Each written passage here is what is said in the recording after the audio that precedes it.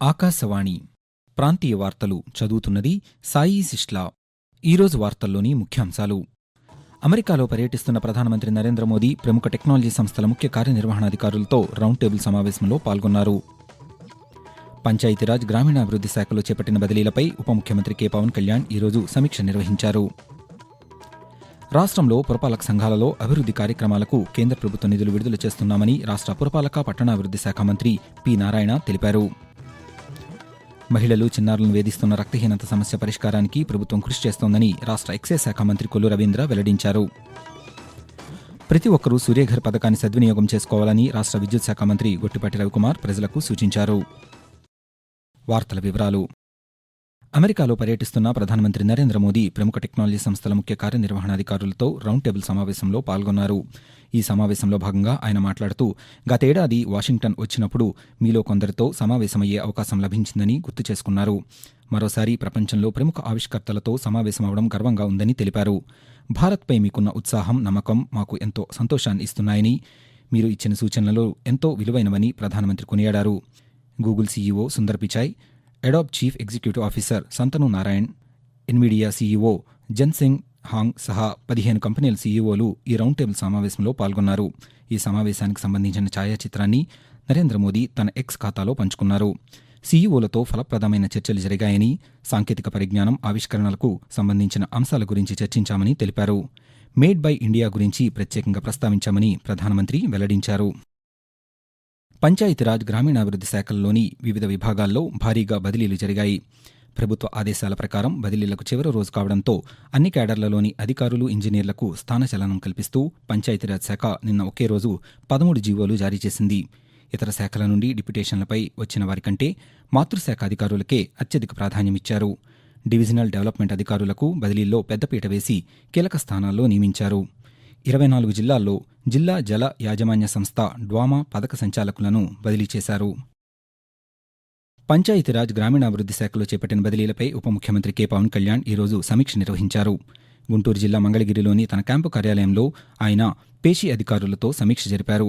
బదిలీల ప్రక్రియలో నిబంధనలను అనుసరించడంతో పాటు మాతృశాఖలో ఉన్న అధికారులకే పోస్టింగ్ ఇవ్వడంపై హర్షం వ్యక్తం చేశారు. బదిలీలకు ఉద్దేశించిన మార్గదర్శకాలు, నిబంధనలు పాటించడం వల్ల ఇప్పటివరకు అప్రాధాన్యమైన స్థానాల్లో ఉన్న సమర్థులైన అధికారులకు తగిన పోస్టింగ్స్ ఇవ్వడం, అందుకు అనుగుణంగా ఉన్నతాధికారులు పారదర్శకంగా కసరత్తు చేయడంపై ఉప ముఖ్యమంత్రి సంతృప్తి వ్యక్తం చేశారు. రాష్ట్రంలో పురపాలక సంఘాలలో అభివృద్ధి కార్యక్రమాలకు కేంద్ర ప్రభుత్వ నిధులు విడుదల చేస్తున్నామని రాష్ట్ర పురపాలక పట్టణాభివృద్ధి శాఖ మంత్రి పి నారాయణ తెలిపారు. నెల్లూరులో జరిగిన ఇది మంచి ప్రభుత్వం కార్యక్రమంలో ఆయన పాల్గొన్నారు. ఈ సందర్భంగా మంత్రి మాట్లాడుతూ, ఇప్పటికే 474 కోట్ల రూపాయలను పురపాలక సంఘాలకు విడుదల చేశామని, త్వరలోనే 774 కోట్ల రూపాయలను కూడా విడుదల చేస్తామని తెలిపారు. ఈ నిధులతో వివిధ అభివృద్ధి కార్యక్రమాలను చేపట్టనున్నామని ఆయన వెల్లడించారు. గతంలో పురపాలక సంఘాల అభివృద్ధికి కేంద్ర ప్రభుత్వం రాష్ట్రానికి నిధులు కేటాయించినా వాటిని సక్రమంగా వినియోగించలేదని నారాయణ ఆరోపించారు. తెలుగుదేశం పార్టీకి కార్యకర్తలే బలమని, వారి త్యాగాలను మరిచిపోలేమని ఆ పార్టీ జాతీయ అధ్యక్షులు, ముఖ్యమంత్రి నారా చంద్రబాబు నాయుడు పేర్కొన్నారు. త్వరలో నామినేటెడ్ పదవుల భర్తీ చేపడతామని తెలిపారు. మంత్రులు, పార్టీ శాసనసభ్యులు, నియోజకవర్గ ఇన్ఛార్జీలు, గ్రామస్థాయి పార్టీ నేతలతో నిన్న ఆయన శ్రవణ మాధ్యమ విధానంలో సమీక్ష నిర్వహించారు. ఇచ్చిన హామీలను అమలు చేస్తున్నామని, అధికారంలోకి వచ్చిన 100 రోజుల్లోనే ఇది మంచి ప్రభుత్వమని ప్రజలు అంటున్నారని తెలిపారు. ప్రతి ఇంటికి వెళ్లి ప్రభుత్వం చేస్తున్న మంచిని వివరించాలని నేతలకు చంద్రబాబు నాయుడు సూచించారు. దీపావళి నుండి ఉచిత గ్యాస్ సిలిండర్ పథకం అమలు చేస్తామని వెల్లడించారు. మహిళలు, చిన్నారులను వేధిస్తున్న రక్తహీనత సమస్యను పరిష్కారానికి కూటమి ప్రభుత్వం కృషి చేస్తోందని రాష్ట్ర ఎక్సైజ్ శాఖ మంత్రి కొల్లు రవీంద్ర తెలిపారు. మచిలీపట్నంలో ఈరోజు నిర్వహించిన పౌష్టికాహార మాసోత్సవాలలో ఆయన పాల్గొన్నారు. చిన్నారులకు అన్నప్రాసన చేసి పౌష్టికాహారాన్ని అందించారు. పలువురు గర్భిణీలు, బాలింతలకు పోషకాహారం అందించి జాగ్రత్తలు తీసుకోవాలని సూచించారు. రాష్ట్రంలో రక్తహీనత సమస్యతో ఏ ఒక్కరూ బాధపడకుండా చూడడమే లక్ష్యంగా రాష్ట్ర ప్రభుత్వం అడుగులు వేస్తోందని, అందుకే ప్రతి ఒక్కరికి పోషకాహారాన్ని అందిస్తున్నామని మంత్రి తెలిపారు. ఆరోగ్యవంతమైన సమాజమే తమ లక్ష్యమని, అక్కడక్కడ నమోదవుతున్న రక్తహీనత సమస్యలను పరిష్కరిస్తామని రవీంద్ర స్పష్టం చేశారు. ఆకాశవాణి ప్రాంతీయ వార్తలు వింటున్నారు. మారుమూల ప్రాంతాల్లోని కళాకారులను గుర్తించి అంతర్జాతీయ స్థాయిలో రాణించేలా ప్రభుత్వం తరపున ప్రోత్సాహం అందిస్తామని రాష్ట్ర పర్యాటక, సాంస్కృతిక శాఖ మంత్రి కందుల దుర్గేష్ వెల్లడించారు. ఈ ఉదయం నిడదవోలు పట్టణంలో ప్రభుత్వ బాలుర ఉన్నత పాఠశాలలో నియోజకవర్గ స్థాయి అండర్ 14-17 బాలబాలికల క్రీడల ఎంపిక కార్యక్రమాన్ని మంత్రి ప్రారంభించారు. ఈ సందర్భంగా దుర్గేష్ మాట్లాడుతూ విద్యార్థులు విద్యతో పాటు క్రీడల్లోనూ శిక్షణ పొంది జాతీయ, అంతర్జాతీయ స్థాయిలో రాణించాలని సూచించారు. ప్రతి ఒక్కరూ ఈ అవకాశాన్ని సద్వినియోగం చేసుకోవాలని కోరారు. నెల రోజుల్లో నిడదవోలులో మినీ స్టేడియం ఏర్పాటు చేయబోతున్నామని మంత్రి తెలిపారు. ప్రతి ఒక్కరూ సూర్యఘర్ పథకాన్ని సద్వినియోగం చేసుకోవాలని రాష్ట్ర విద్యుత్ శాఖ మంత్రి గొట్టిపాటి రవికుమార్ ప్రజలకు సూచించారు. ప్రకాశం జిల్లా కనిగిరి నియోజకవర్గం చాకిరాల గ్రామ పంచాయతీలో 3 కోట్ల రూపాయలతో నిర్మించిన విద్యుత్ సబ్స్టేషన్ను ఆయన ఈరోజు ప్రారంభించారు. ఈ సందర్భంగా సబ్స్టేషన్ ఆవరణలో మొక్కలు నాటారు. ఈ సందర్భంగా మంత్రి మాట్లాడుతూ రైతులకు 40,000 వ్యవసాయ విద్యుత్ కనెక్షన్లు ఇచ్చామని తెలిపారు. వారికి మెరుగైన విద్యుత్ అందించేందుకు నూతన సబ్స్టేషన్లు నిర్మిస్తున్నామని రవికుమార్ తెలిపారు. భారతీయ జనతా పార్టీ రాష్ట్ర అధ్యక్షురాలు, రాజమహేంద్రవరం పార్లమెంటు సభ్యురాలు Daggubati Purandeswari Commonwealth parliamentary association CPA India region ప్రతినిధిగా కామన్వెల్త్ మహిళా పార్లమెంటరీ స్టీరింగ్ కమిటీ సభ్యురాలిగా నియమితులయ్యారు. ఈ మేరకు లోక్సభ స్పీకర్ ఓం బిర్లా ఉత్తర్వులు జారీ చేశారు.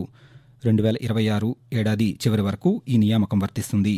CPA India region executive committee సభ్యురాలిగానే కాకుండా మహిళా పార్లమెంటేరియన్లు స్టీరింగ్ కమిటీకి చైర్పర్సన్గా కూడా ఆమె వ్యవహరిస్తారని ఈ ఉత్తర్వుల్లో పేర్కొన్నారు. కూటమి ప్రభుత్వ 100 రోజుల పాలనపై ప్రజలు సంతృప్తితో ఉన్నారని రాష్ట్ర పరిశ్రమల శాఖ మంత్రి టీజీ భరత్ తెలిపారు. కర్నూలు నగరం బంగారుపేటలో నిర్వహించిన ఇది మంచి ప్రభుత్వం కార్యక్రమంలో ఆయన పాల్గొన్నారు. ఈ సందర్భంగా మంత్రి మాట్లాడుతూ ముఖ్యమంత్రి చంద్రబాబు నాయుడు ఆయన అనుభవంతో రాష్ట్రాన్ని అన్ని రంగాల్లో ముందుకు తీసుకువెళ్తున్నారన్నారు. 100 రోజుల పాలనలో ఎన్నో కార్యక్రమాలకు శ్రీకారం చుట్టామని తెలిపారు. ల్యాండ్ టైటిలింగ్ యాక్టును రద్దు చేసి ప్రజల ఆస్తులకు భద్రత కల్పించామని మంత్రి వెల్లడించారు. రాష్ట్రంలో అన్ని వర్గాల అభివృద్ధికే అత్యంత ప్రాధాన్యం ఇస్తున్నామని రాష్ట్ర న్యాయ, మైనార్టీ సంక్షేమ శాఖ మంత్రి ఎన్ఎండి ఫరూక్ పేర్కొన్నారు. రాష్ట్ర ప్రభుత్వం ప్రతిష్టాత్మకంగా చేపట్టిన ఇది మంచి ప్రభుత్వం కార్యక్రమంలో భాగంగా నిన్న నంద్యాలలో మంత్రి పాల్గొన్నారు. ఈ సందర్భంగా ఆయన మాట్లాడుతూ పట్టణాలు, గ్రామీణ వ్యవస్థలు నిర్వీర్యమవుతున్న ప్రస్తుత పరిస్థితుల్లో రాష్ట్ర ప్రభుత్వం వాటిని బలోపేతం చేసి అభివృద్ధికి బాటలు వేస్తోందని తెలిపారు. ముఖ్యమంత్రి ఆదేశాల మేరకు ప్రజల వద్దకు వెళ్లి వారి సమస్యల పరిష్కారానికి కృషి చేస్తున్నామని మంత్రి ఫరూక్ స్పష్టం చేశారు.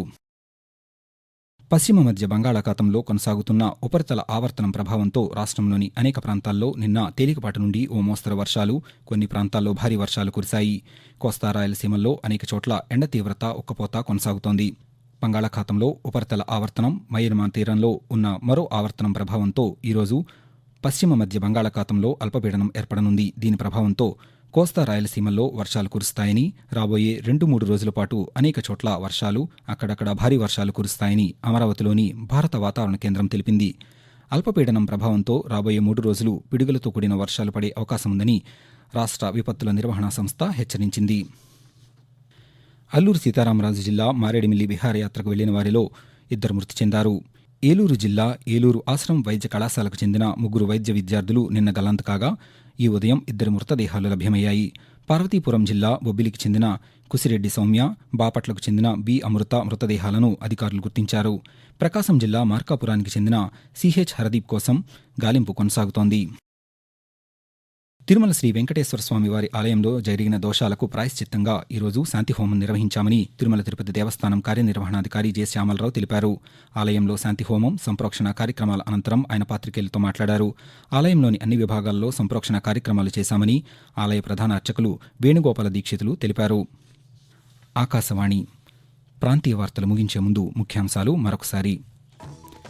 అమెరికాలో పర్యటిస్తున్న ప్రధానమంత్రి నరేంద్ర మోదీ ప్రముఖ టెక్నాలజీ సంస్థల ముఖ్య కార్యనిర్వహణాధికారులతో రౌండ్ టేబుల్ సమావేశంలో పాల్గొన్నారు. పంచాయతీరాజ్, గ్రామీణాభివృద్ధి శాఖలో చేపట్టిన బదిలీలపై ఉప ముఖ్యమంత్రి కె పవన్ కళ్యాణ్ ఈరోజు సమీక్ష నిర్వహించారు. రాష్ట్రంలో పురపాలక సంఘాలలో అభివృద్ధి కార్యక్రమాలకు కేంద్ర ప్రభుత్వ నిధులు విడుదల చేస్తున్నామని రాష్ట్ర పురపాలక, పట్టణాభివృద్ధి శాఖ మంత్రి పి నారాయణ తెలిపారు. మహిళలు, చిన్నారులను వేధిస్తున్న రక్తహీనత సమస్య పరిష్కారానికి ప్రభుత్వం కృషి చేస్తోందని రాష్ట్ర ఎక్సైజ్ శాఖ మంత్రి కొల్లు రవీంద్ర వెల్లడించారు. ఆకాశవాణి ప్రాంతీయ వార్తలు ఇంతటితో సమాప్తం.